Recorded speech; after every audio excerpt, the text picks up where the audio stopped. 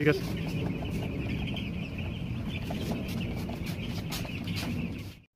আমাদের জায়গা দৈর্ঘ্য প্রস্থে কম হতে পারে, কিন্তু উচ্চতার কোনো কমতি নেই।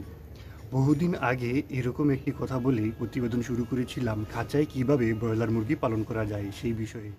কম খরচে কিভাবে বাঁশ এবং কাঠ দিয়ে খাঁচা বানানো যায় সেটি নিয়েও প্রতিবেদন তৈরি করেছি। তবে সবসময় সুবিধা নিয়ে প্রতিবেদন করি না, সব কিছুরই কিছু অসুবিধা থাকে।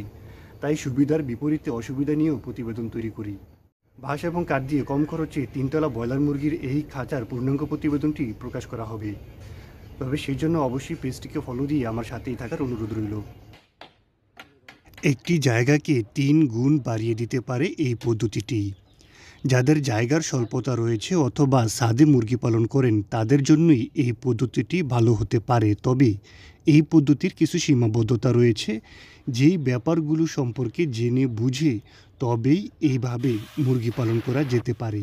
৪ ফিট বাই ৩০ ফিটের তিনতলা রোলার সিস্টেমের এই খাঁচাটি বাঁশ এবং কাঠ দিয়ে নির্মাণ করতে কত টাকা খরচ পড়েছে, কিভাবে নির্মাণ করা হলো, পূর্ণাঙ্গ প্রতিবেদনটি যারা আমার ইউটিউব চ্যানেল থেকে দেখবেন তাদেরকে অবশ্যই অনুরোধ করব চ্যানেলটিকে সাবস্ক্রাইব করার জন্য। আর যারা ফেসবুক পেজ থেকে দেখবেন তাদেরকে অবশ্যই অনুরোধ করব আমার পেজটিকে ফলো দিয়ে সবসময় আমার সাথে থেকে আমাকে উৎসাহ প্রদান করার জন্য।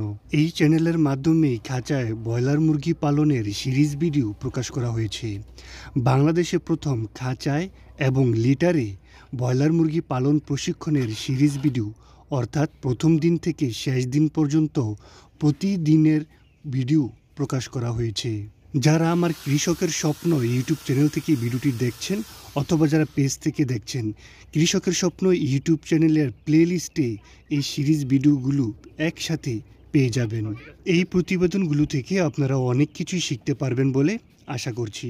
আজ এ পর্যন্তই। সবার সুস্থতা কামনা করে বিদায় নিচ্ছি।